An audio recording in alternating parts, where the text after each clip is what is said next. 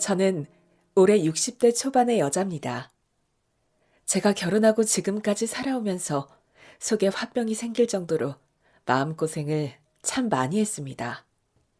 이 나이 되도록 대접은커녕 남편한테 쥐어박히는 소리만 듣고 살았고 화는 나는데 풀 곳이 없으니 그게 마음이 병이 되어 쌓인 모양이더라고요. 그래서 뒤늦게 뒤집어 엎어버렸습니다. 제 남편은 제가 고등학교 다닐 때 우리 학교로 실습 나온 교생 선생님이었습니다. 그 당시 교생 선생님의 인기는 하늘을 찔렀죠. 잘생기고 못생긴 건 전혀 상관없었습니다.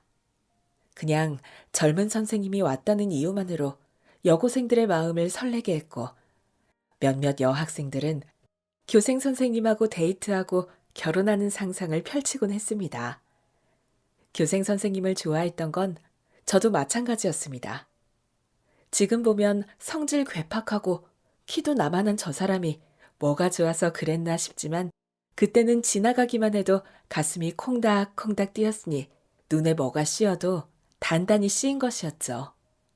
당시 교생 선생님하고 눈 한 번 마주치면 너무 기분이 좋아서 하루 종일 실실 웃고 다니고 교생 선생님이 제 이름 한 번 불러주면 그날은 잠을 이룰 수 없을 정도로 좋았습니다. 교생 선생님 실습 기간이 끝나고 우리 학교에 더 이상 나오지 않는다고 했을 때 얼마나 울었던지요. 나라를 잃어도 그리 울 수 있을까 싶을 정도로 울었습니다. 이제 더 이상 교생 선생님은 못 보는 거겠지. 꿈에서라도 한번 만났으면 좋겠다며 교생 선생님을 그리워하다가 고등학교를 졸업하게 됐습니다. 그토록 꿈에 그리던 교생 선생님이 내 남편이 된 것은 고등학교 졸업하고 5년 후였습니다. 제가 22살이 되던 해 이제 결혼할 나이가 됐다며 부모님이 선을 보러 가자고 하시더라고요. 그래서 저는 아무것도 모르고 부모님 따라 선자리에 따라 나갔는데 고등학교 때 교생 선생님이 그 자리에 앉아 있었습니다. 그때까지만 해도 교생 선생님에 대한 환상이 남아 있어서 교생 선생님을 본 것만 해도 꿈만 같았죠. 저는 다른 거 다 필요 없고 제가 짝사랑했던 교생 선생님이라는 이유로 맞선 나온 그 남자가 너무 좋았고 그 사람도 나에게 친근감과 호감을 보이면서 우리는 더 이상 선생님과 제자 사이가 아니라 연인 사이로 급속도로 가까워지게 되었습니다. 그렇게 눈에 콩깍지 쓰인 채로 저는 결혼했고 결혼하고 난 후에야 연애는 환상, 결혼은 현실이라는 사실을 절실히 느끼게 되었죠. 맞선을 본 후 우리 둘이 좋아서 결혼하긴 했지만 시부모님이 저를 그다지 마음에 들어하지는 않았습니다. 당시에는 고등학교만 나와도 많이 배웠다 했지만 남편도 남편 형제간들도 다 대학을 나와서 고등학교 졸업한 저는 배움이 짧은 사람 취급을 받았습니다. 은근히 말끝마다 네가 뭘 아느냐고 무시하는 투로 얘기를 했고 무슨 말만 하면 여기 너보다 못 배운 사람 없으니까 너는 잠자코 있으라고 했습니다.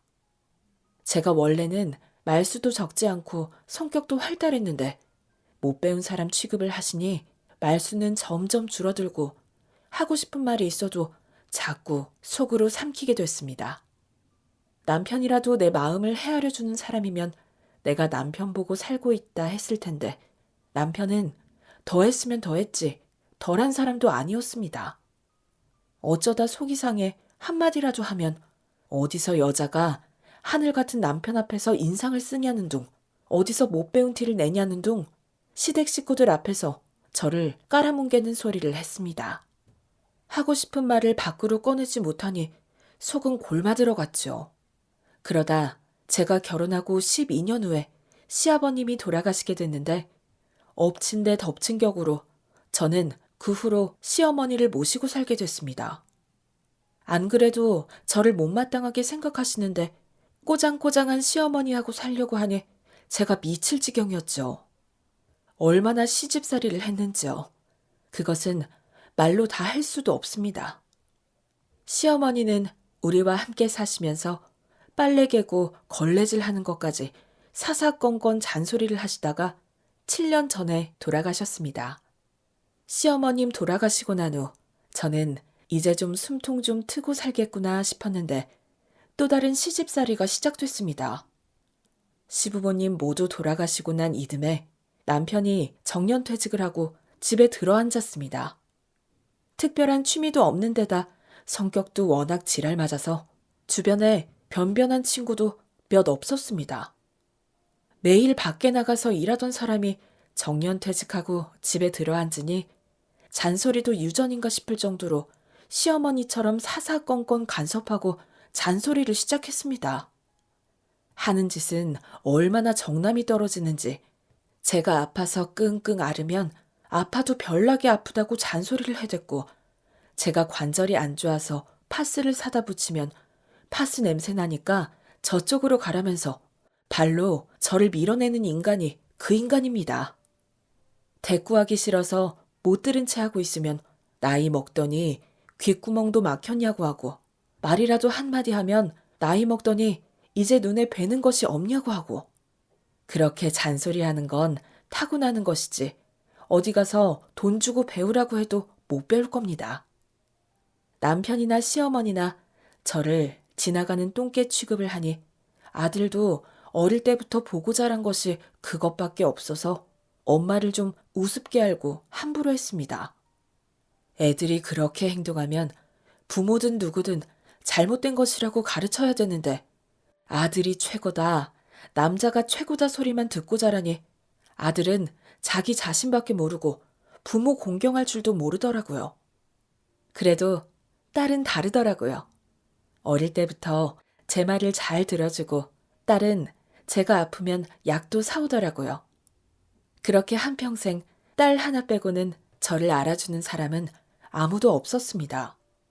아들 장가가고 며느리를 봐도 소용없었습니다.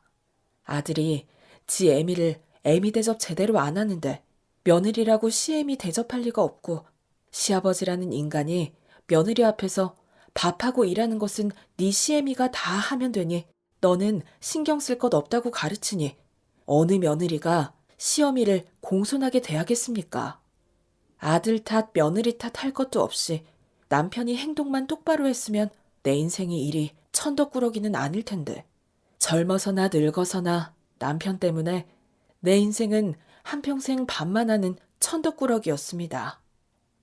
날이 갈수록 그러는 남편이 더 싫고 치가 떨렸지요. 예전에는 그냥 듣고 넘겼지만 나이가 들면 들수록 속에 쌓였던 것이 자꾸 올라오더라고요. 그러던 어느 날 딸이 저한테 안부 전화를 했을 때 갑자기 서러움이 밀려오면서 눈물이 툭 터지더라고요. 그랬더니 딸이 바로 집으로 달려와서 이것저것 저한테 물어보더니 같이 병원으로 가서 우울증 진단 한번 받아보자고 했습니다. 병원에 가서 지금 내 상황을 얘기하니 갱년기 우울증이 왔다고 하더군요. 내가 쌓인 게 많아서 그렇다고 지금까지 시집살이 한 얘기며 남편한테 무시당했던 얘기들을 다 쏟아내고 눈물도 한 바가지 쏟아냈습니다. 병원에서 나온 후 딸은 근처에 육회 잘하는 집 있다고 제가 좋아하는 육회 먹으러 가자고 하더라고요. 그 얘기를 듣자마자 인상 팍 쓰고 있는 남편 얼굴이 떠올랐습니다. 내가 밥 먹고 들어가면 네 아버지 또 난리칠 텐데 그 꼴을 또 어찌 보니? 엄마, 괜찮아. 아버지 밥 한 끼 안 챙겨줘도 안 굶어주고. 엄마가 뭐 아버지 밥 해주는 사람이야? 아버지 보고 챙겨 드시라고 해. 딸은 아버지는 신경 쓰지 말라고 하면서 저를 데리고 근처 한정식집으로 가더라고요. 오랜만에 남이 해준 밥을 먹어서 그런지 음식들이 다 입안에서 살살 녹는 것 같았습니다. 음식을 다 먹고 나니 딸이 저보고 그러대요. 엄마, 이제는 엄마 인생 살아요. 할머니 계실 때는 시집살이 하느라 제대로 숨도 못 쉬고 살고 지금은 아버지 비위 맞추느라 기죽어 살고 오빠나 언니나 엄마한테 하는 짓 보면 내가 속 터져. 엄마가 지금까지 계속 참고 뒷바라지 해주니까 병이 생긴 거예요. 엄마가 뭐 이 집에 종노릇 하려고 왔어요? 다들 뭐 상전이야? 지금까지 그만큼 뒷바라지 했으면 됐어요. 딸이 한참 이야기하고 있는데 남편한테서 전화가 오더군요. 여보세요 하고 전화를 받으니 그 인간이 소리를 빽 지르더라고요. 밥 안 차리고 어디 싸돌아다녀? 지금 시간이 몇 시야? 그 소리를 듣는데 갑자기 열불이 터져서 저도 소리를 빽 질러버렸죠. 내가 식모야? 왜 만날 나만 보면 밥 타령이야? 배고프면 당신이 챙겨 먹어. 그러고는 전화를 끊어버렸죠. 저도 모르게 그렇게 소리 지르고 나니 왠지 모르게 속이 시원하더라고요. 그 뒤로 남편이 다시 전화가 왔지만 귀찮아서 전화 꺼버렸습니다. 그러자 딸이 저한테 박수를 쳐주더라고요. 엄마도 반항할 줄 아시네? 잘했어요. 그렇게 하면 되는 거야. 진작 이럴 걸 그랬다. 소리치고 나니까 속이 뻥 뚫리는 것 같다. 큰 소리 한번 쳐보니 이것도 별거 아닌데 그게 뭐라고 여태까지 한 번 되받아치지도 못하고 살았는지 모르겠습니다. 그날 저는 딸하고 둘이 밥 먹고 노래방 가서 노래까지 실컷 부르고 밤 10시가 넘어서 집에 들어갔습니다. 집으로 들어가니 남편이 신고 있던 신발을 집어던지면서 소리 질렀습니다. 못하러 들어와! 나가! 그래서 저는 그 신발 집어들고 남편한테 다시 던져버렸습니다. 왜 던져? 나는 뭐 던질 줄 모르는 줄 알아? 제가 그렇게 하면 남편이 난리칠 줄 알았는데 오히려 기가 막히다는 듯 저를 쳐다만 보고 있더라고요. 그러자 딸이 지 아버지한테 가서 드릴 말씀이 있으니 좀 앉아보시라고 하더군요. 엄마하고 오늘 병원에 다녀왔어요. 엄마 우울증이래요. 등 따지고 배부르니까 이제 별짓을 다 하고 다니네. 아버지, 별짓이 아니고 우울증이라고요. 마음에 병이 있는 거예요. 그러니까 편하게 자빠져 놀고 있으니까 그런 병이 생기는 거야. 어디 나가서 개고생을 해야 정신을 차리지. 하여간에 저런 종자들은 편하게 살게 해주면 안 된다니까? 아버지, 어떻게 엄마한테 그렇게 얘기를 하세요? 도대체 아버지한테 엄마가 사람이기는 한 거예요? 왜 항상 엄마를 무시하고 깔보세요? 딸이 옳은 소리를 하니 남편은 얼굴이 벌겋게 달아올라서는 이게 어디 버르장머리 없이 대드냐면서 나이 30 넘은 딸내미 뒤통수를 2대나 내리치더군요. 뭐 하는 짓이야? 얘가 뭘 잘못했다고 다 큰 애 뒤통수를 내리쳐? 저는 딸을 막아섰고 남편은 네가 그따구로 행동하니까 저게 똑같이 보고 배우는 거라고 저한테도 손을 올리려고 하더라고요. 그랬더니 딸이 뒤에서 소리쳤습니다. 엄마 때리기만 해봐요. 바로 경찰서에 신고해버릴 테니까. 이제 나도 가만히 안 있어요. 그 얘기를 듣더니 남편은 올린 손을 내리고 어이가 없다는 듯이 우리를 쳐다보면서 씩씩거렸습니다. 이것들이 쌍으로 미쳤나? 지금 뭐 하자는 거야? 야, 너나 네 엄마나 둘 다 꼴 보기 싫으니까 너는 빨리 네 집에 가고 너는 빨리 가서 라면이라도 끓여. 너 때문에 이때까지 밥도 못 먹었잖아. 그놈의 밥 타령은 끝도 없다 싶더군요. 어디서 제가 죽어도 저 인간은 저한테 와서 밥 차려놓고 죽어라 할 인간이었습니다. 조상 중에 밥 못 먹고 굶어 죽은 조상이 있나? 밥은 맨날 뭔 놈의 밥이야. 내가 우울증이라잖아. 지나가던 개가 아프다 해도 그렇게는 못할 거다. 시집 와서 지금까지 시부모 무서워서 말도 제대로 못하고 남편이란 인간은 앞뒤 꽉 막혀서 숨도 제대로 못 쉬고 살았는데 이제부터는 그렇게 안 살 거야. 나 당신하고 더 이상은 못 살겠으니까 갈라서. 야, 너 그거 우울증 아니야. 실성을 한 거야. 맨발로 쫓겨나기 싫으면 입 다물고 가서 밥이나 차려. 갈라서자고 하는 게 장난인 줄 아는지 계속 밥 타령만 하고 있더라고요. 이런 인간하고 지금까지 산 내가 미친 여자지. 예, 네 아버지 이혼 안 해줘도 이혼하는 방법이 있지? 소송하면 가능할걸? 그러면 소송해야지. 나 지금 이 순간부터 당신 마누라 아니니까 나한테 이래라 저래라 하지 마. 나한테 소리 지르고 욕하면 그거 녹음 다 해놨다가 이래서 이혼하는 거라고 온데 떠벌리고 다닐 테니까 그리 알아. 나 지금 농담하는 거 아니니까 똑바로 해. 그리고 나 건드리지도 말고 말도 걸지 마. 내 신경 건드리면 확 다 뒤집어 버릴 거야. 저게 진짜 실성을 했나? 이혼할 거면 뭐하러 여기 있어? 여기 내 집이야. 당장 나가. 나한테 이래라 저래라 하지 마. 집을 나가도 내가 나가고 싶을 때 나갈 거야. 그러자 남편이 저게 미쳤냐는 말만 반복하더라고요. 그러든지 말든지 저는 그날부로 집안일 파업하고 남편한테는 완전히 신경 꺼버렸죠. 아침에 일어나면 내 먹을 것만 챙겨 먹고 내 그릇만 씻었습니다. 뭐 하는 거야? 나는 밥 안 줘? 옆에서 잔소리를 해도 아무것도 안 들리는 척 밖으로 나와버렸죠. 밖으로 나오니 남편이 아들들한테 무슨 얘기를 했는지 평생 전화 한 번 안 하던 아들이 전화가 오더군요. 저는 그 전화도 안 받았습니다. 저는 밖에 나오면 필요할 때만 전화기를 켜고 전화기를 끄고 다녔습니다.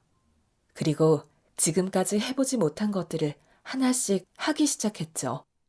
딸이 센터에 등록해줘서 월요일하고 수요일은 노래교실 다니고 금요일에는 줌바라고 하는 춤 배우러 다닙니다. 그리고 나머지 요일에는 차를 타고 발길 닿는 대로 바람 부는 대로 돌아다녔습니다. 운전도 할 줄 모르는 저는 시내버스를 타고 종점까지 갔다 오기도 하고 가끔은 시외버스 타고 양평도 가보고 가평도 가보고 안 가본 곳들을 가보기 시작했습니다. 하루 종일 밥하고 빨래하던 집을 벗어나니 딴 세상이 펼쳐지더군요.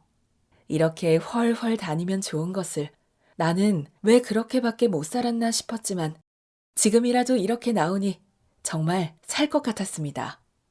매일같이 아침에 나왔다가 저녁 늦게야 집에 들어가니 집은 엉망진창이 되어 있었습니다. 남편은 혼자 밥을 해먹다가 배달을 시켜 먹었다가 했지만 그게 제가 해준 밥보다 나을 리가 있나요? 먹다가 맛이 없으니 먹다 남긴 게 수두룩하더라고요. 그래도 저는 눈도 깜짝 안 하고 집에 들어가면 제가 먹을 것만 해서 먹고 씻어놓고 방도 제 방만 치우고 화장실도 제가 쓰는 화장실만 치웠습니다. 혼자 밥 먹고 있으면 처음에는 옆에서 노발대발 하더니 언젠가부터는 그것도 지쳤는지 저 멀리 소파에 앉아서 저 먹는 거 쳐다만 보고 있더군요. 얼마나 쌤통인지 밥맛이 절로 났습니다. 그렇게 한두 달을 보내고 나니 남편이 아들, 딸 다 불러 모아서 얘기를 하자더군요. 온 가족이 한자리에 모였고 남편이 입을 뗐습니다. 네 엄마가 요새 정신이 나가서 자꾸 밖으로만 나돌고 집안 꼴은 이 지경으로 만들어놨다. 더 이상 이런 식으로는 나도 못 살겠으니 나 이혼할란다. 그랬더니 큰아들이 혼자 된 아버지 떠안기라도 할까봐 그러는지 이혼은 무슨 이혼이냐고 펄쩍 뛰더군요. 엄마 없이 아버지 혼자 어떻게 사실 거냐고요. 그래서 제가 말했죠. 네가 네 아버지 모시고 살아. 며느리 너도 나는 안 좋아해도 네 시아버지 앞에서는 살살거리면서 잘했잖니? 니들 마음 맞는 사람끼리 모여서 잘 먹고 잘 살아라.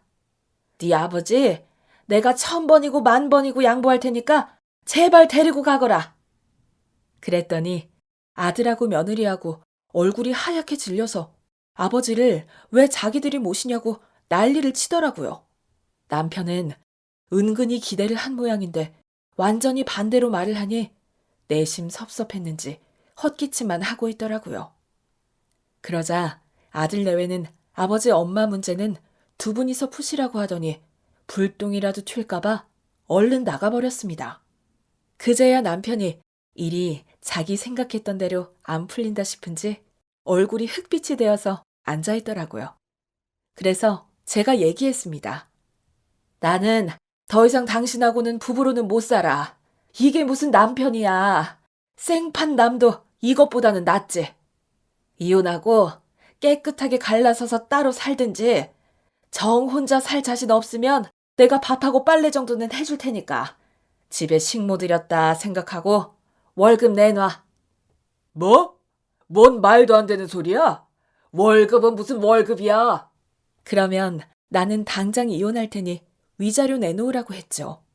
그랬더니 남편은 이러지도 저러지도 못하고 한참 혼자 고민하다가 그래도 옆에 붙들어두는 게 낫겠다 판단을 내렸는지 월급은 얼마면 되겠냐고 하더라고요. 그래서 제가 아무리 못해도 200만 원은 받아야겠다고 했죠. 그러면 각방 쓰면서 살아주기는 하겠다고요. 그런데 만약 나한테 잔소리를 하거나 간섭을 하면 그날부로 바로 사표 쓴다고 못을 박았습니다. 처음에는 200만 원은 무슨 200만 원이냐면서 펄쩍 뛰더니 갑자기 아들한테 전화를 걸더라고요. 야, 니들 앞으로 한 달에 100만 원씩 내놔. 네 엄마가 나 밥 해주고 빨래 해주는 조건으로 200만 원을 달라고 하니까 내가 100만 원, 니들이 100만 원 내는 거야. 안 그러면 나 너희 집에 쳐들어가서 살 테니까 그리 알아. 혼자 아무리 생각해도 200만 원은 과하다 싶었는지 아들한테 전화해서 물귀신 작전을 펼치고 결국 100만 원을 뜯어내더라고요. 아들 입장에서도 데리고 사는 것보다 돈 주는 게 낫겠다 싶었겠죠. 그렇게 구박만 받던 결혼 생활이 정리가 되었습니다. 생활비는 생활비대로 받고 월급은 월급대로 따로 받으니 돈 불어나는 거 일도 아니대요.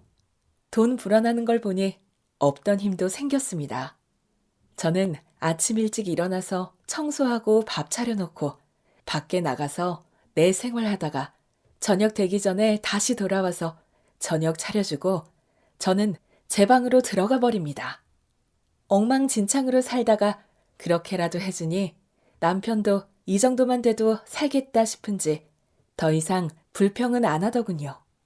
그동안 살면서 마음고생도 하고 갱년기 우울증도 왔지만 인생은 60부터라고 하잖아요. 저는 제 인생 즐기면서 돈도 적당히 써가면서 살아가겠습니다. 여러분들도 멋진 인생 사세요.